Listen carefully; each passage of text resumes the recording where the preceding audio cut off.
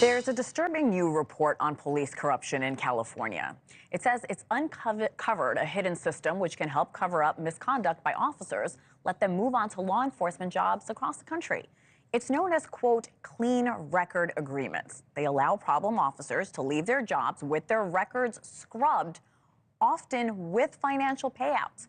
Here with us now is Katie Roosh, one of the reporters who broke the story in an investigation by the San Francisco Chronicle and UC Berkeley's investigative reporting program. Katie, good morning. First, I want to say I read the article, one of the best pieces of investigative journalism I've read in a long, long time. Thank you so much for coming on. I read the article. For viewers who might not be aware, how widespread do you believe the use of this clean record agreement? How common is that? Well, we investigated it in California, one of the states that employs one of the most police officers in the country. But when we were doing our research, we did discover these agreements in almost every state in the country. Some of the largest agencies have signed these agreements, so it's not just a California problem. You mentioned this is outside of California. Do you know other states? I know there's another part of this investigation coming out, so I just wanted to check with you first. Yes, we haven't done a widespread investigation into these records in other states because these records are obviously really difficult to get. They're confidential. Sure. They have all these confidentiality provisions, but we do know, states like Nevada, Louisiana, New York, and also officers from California coming from California law enforcement agencies going to other states with these agreements with their records whitewashed. Your story lays out a system that whitewashes police misconduct. It protects problem police officers. What are the benefits of maintaining the system for the police departments that you reported on? Well, for the police departments, it's really a difficult decision, but it's a financial decision for them.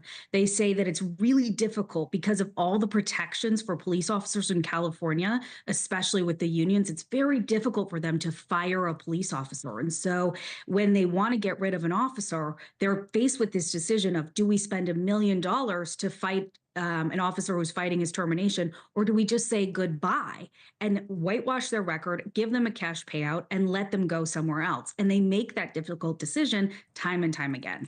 You laid out specific examples of police officers that this happened to. They experienced it themselves. You report that over half the officers with these clean record agreements got lump sum payouts totaling $23.7 million.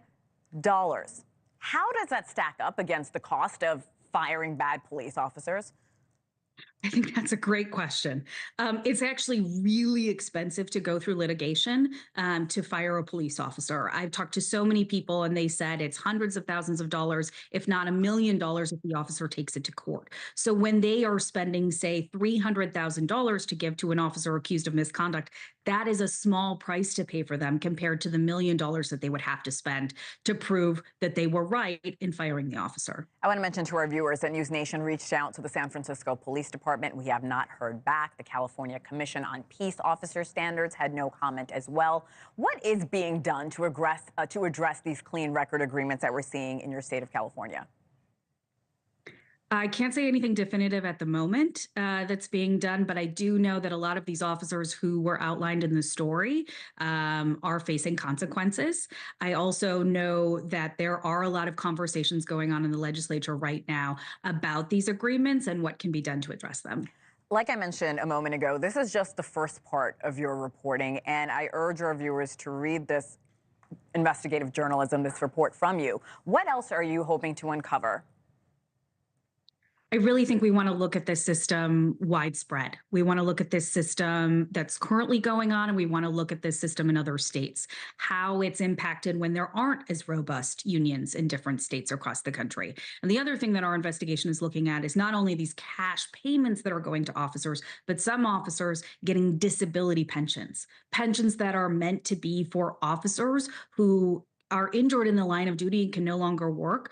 Officers accused of misconduct are also getting that to kind of sweeten the deal. Well, Katie, when the second part of your report comes out, I really hope you come back on this show. Katie Roosh, thank you. Thanks for watching. Go to joinnn.com to find News Nation on your television provider. And don't forget to click the red subscribe button below to get more of News Nation's fact-driven, unbiased coverage.